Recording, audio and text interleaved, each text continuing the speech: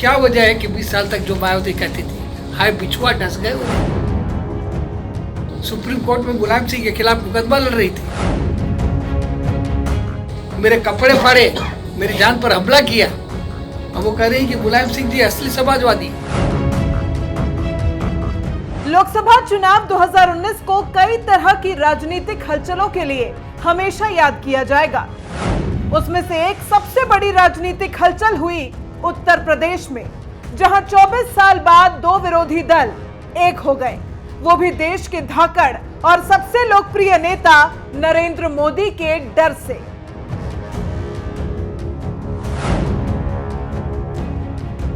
कौन नहीं जानता कि माया मुलायम के बीच 24 साल तक किस तरह 36 का आंकड़ा था, लेकिन एक साथ जब पूरा देश मोदी मोदी कर रहा है, ऐसे में इन दोनों पार्टियों के बीच एक साथ आने के सिवाय कोई चारा बचा ही नहीं था।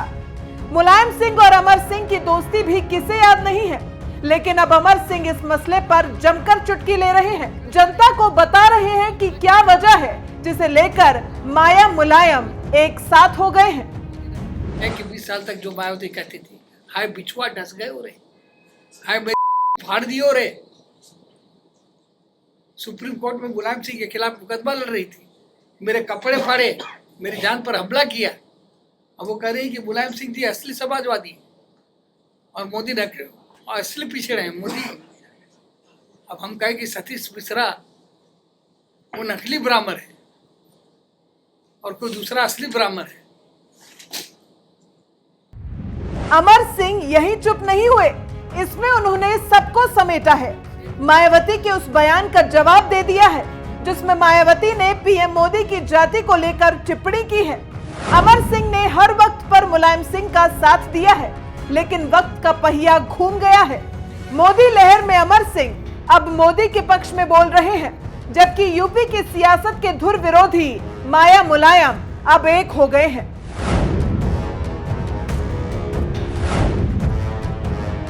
अमर सिंह ने मायावती और मुलायम के एक होने के कारण को लेकर जो बातें कही हैं, वो सियासत में कम ही सुनने को मिलती हैं। अमर सिंह ने आजम खान को भी निशाने पर लिया है।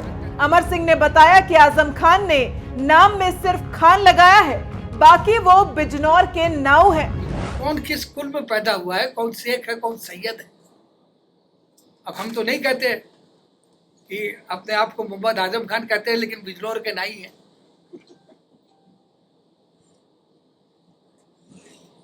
उनकी बेगम पठान जरूर है। अमर सिंह इन दिनों पीएम मोदी के पक्ष में जमकर प्रचार प्रसार कर रहे हैं। इसी बहाने वो यूपी के उन तमाम नेताओं पर निशाना साधते हैं जिनके सियासी चरित्र से वो काफी पहले से वाकिफ हैं।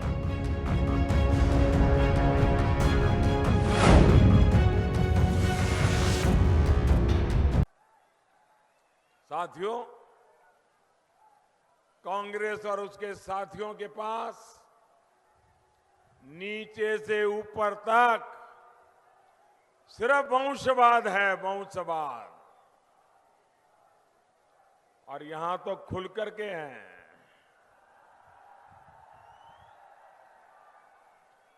और इसलिए राष्ट्रवाद पर बात करने से इनको डर लगता है। और यहां के मुख्यमंत्री ने तो बाकी सीटें तो गई मान लिया है। अब इज्जत बचाने के लिए जोधपुर में गली गली में घूम रहे हैं। कांग्रेस को बचाने के लिए नहीं, बेटे को बचाने के लिए।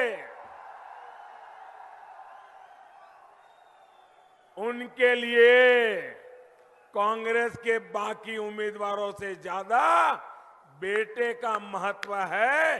बाकी कांग्रेस का जो होगा तो होगा। यही कारण है कि पूरी बेशर्मी के साथ भारत के शौर्य के बजाय पाकिस्तान के दुष्प्रचार पर विश्वास करते हैं। सपूतों की सराहना के बजाय पाकिस्तान के सबूतों की बात को लेके देश में भ्रम फैलाते हैं। भाइयों और बहनों, कांग्रेस का ढकोसला पत्र एक प्रकार से पाकिस्तान का भोंपू ज्यादा लगता है।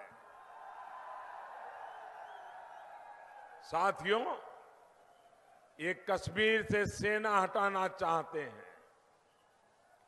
जवानों के विशेष अधिकार को हटाना चाहते हैं। मेरे जोधपुर की वीर जनता, मेरे जोधपुर के वीर नौजवान, आप मुझे बताइए, ये कांग्रेस का ढकोसला पत्र जो कश्मीर से सेना हटाने की बात करती हो, सेना के अधिकार हटाने की बात कर रही हो, क्या ये मेजर शैतान सिंह का अपमान है कि नहीं है? ये मेजर शैतान सिंह जैसे शहीदों का अपमान है कि नहीं है? शहीदों का अपमान करने वालों को हम सह सकते हैं? कितना ही बड़े बाप का बेटा होगा, शहीदों का अपमान करने वाला इस मिट्टी पे नहीं चल सकता है।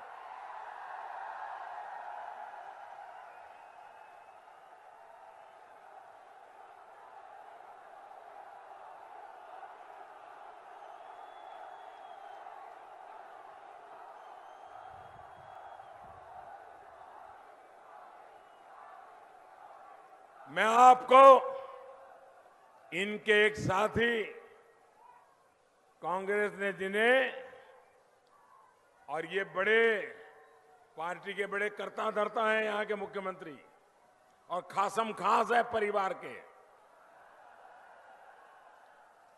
वो जयपुर से ज्यादा दिल्ली के चक्कर काटते हैं। और जब कर्नाटका में सरकार बनी तो ये हाथ ऊंचे कर करके मौज कर रहे थे। ये कर्नाटक के सीएम ने क्या कहा है मालूम है? ये कांग्रेस पार्टी ने इस बात को खारिज नहीं किया है। कर्नाटक के मुख्यमंत्री ने माफी नहीं मांगी है। उन्होंने जो गंभीर बात कही है, आपको मतदान के दिन वोट कर करके उनको सजा करनी है। सजा करोगे? उन्होंने क्या कहा है मैं कहूं आपको? ऐसी बातें अखबार में जरा कम आती है। कर्नाटक में कांग्रेस की सरकार और वहां के मुख्यमंत्री का कहना है कि जो गरीब है, जिनको भूखे मरना पड़ता है, जिनके पास खाने के लिए पैसे नहीं है, ये गरीबी के मारे सेना में जाते हैं। ये कर्नाटक के मुख्यमंत्री का बयान है। क्या ये बात आपको मंजूर है? क्या लोग दो रोटी के लिए, देश के लिए गोलियां खाने जाते हैं क्या?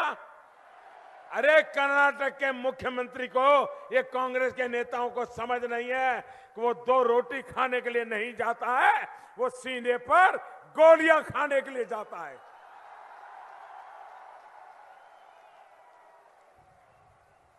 बेशरम लोग हैं ये।